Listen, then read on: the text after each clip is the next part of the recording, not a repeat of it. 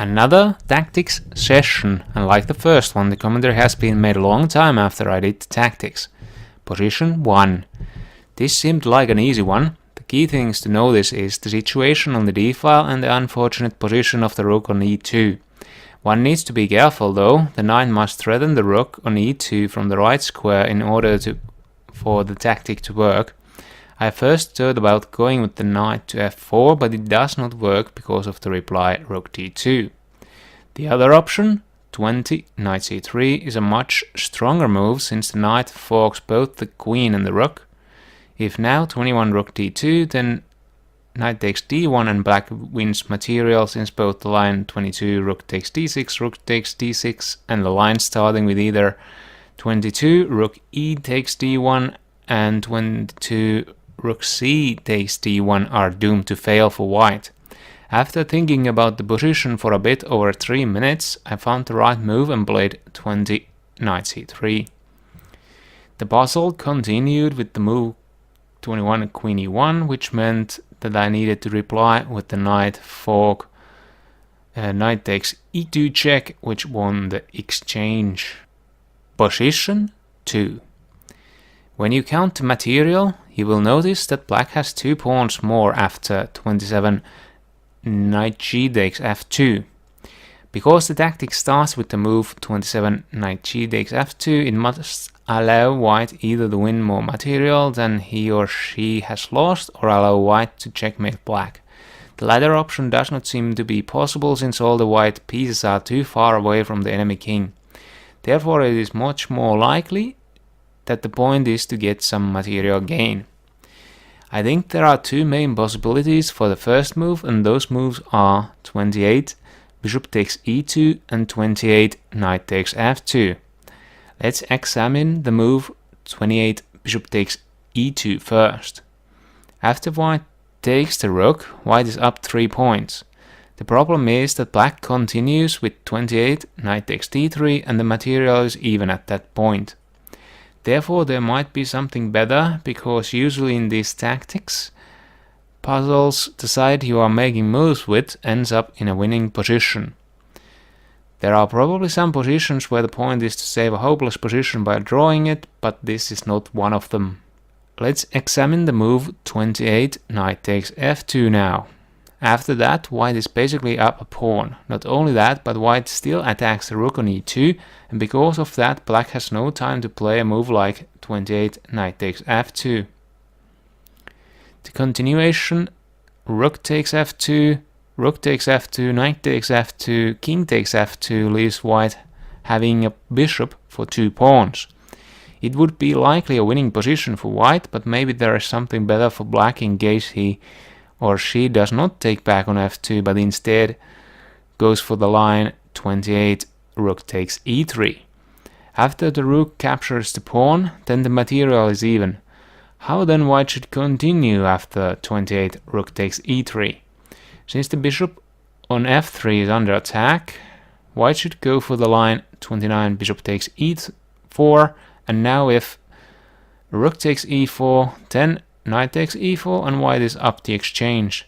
However, 29 d takes e4 in reply to bishop takes e4 does not help black either, since it is answered with rook takes f2. The puzzle continued rook takes f2, knight takes f2, and ended with the move king takes f2. Position 3. Here white is up 3 pawns, but black has a strong attack on the king side. The last move 26 rook d1 was made in order to protect against the back rank mate. Black had also other ideas on how to win the game. I would like to comment that rook b e8 is not good in view of 27 h3 and there are no back rank problems anymore. The best way to continue the attack is to play 26 rook f8. Now white would lose instantly if the move 27 f3 is played, since the reply to it is queen takes g2 mate. A better try for white is therefore rook f1, but even that does not solve white's problems.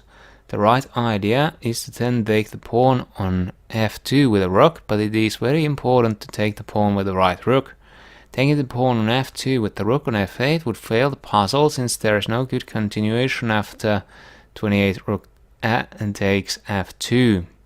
White should be winning in that continuation.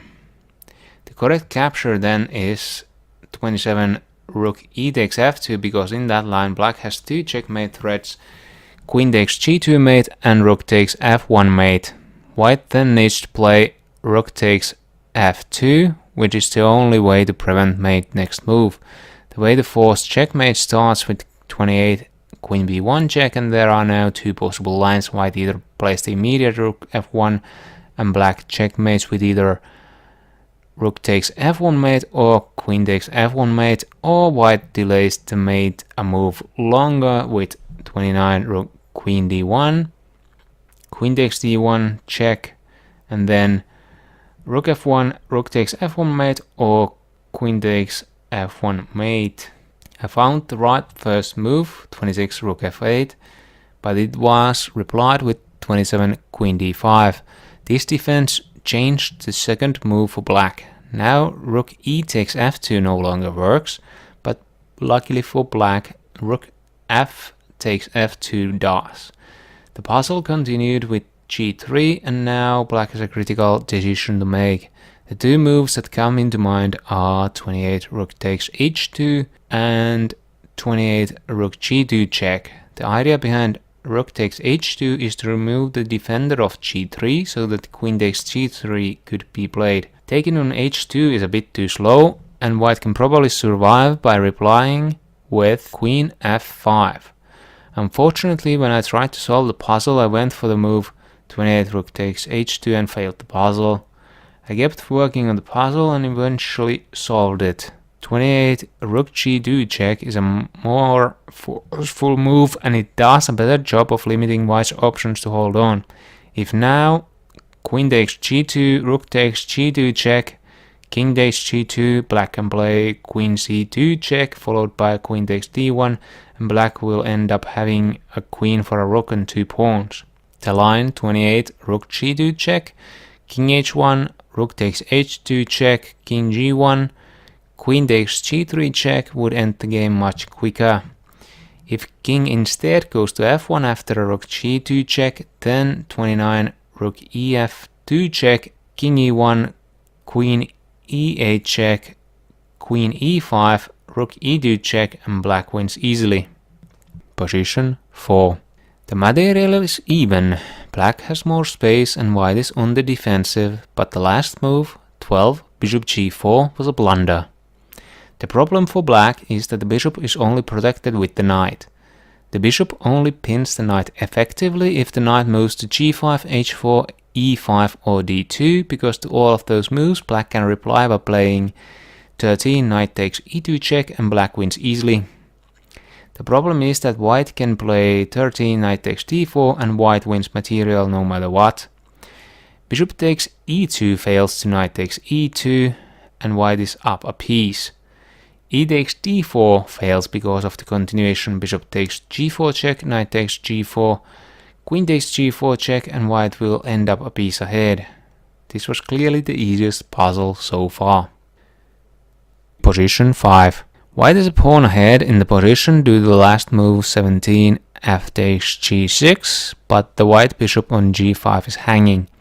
The obvious punishment therefore seems to be 17 f takes g5.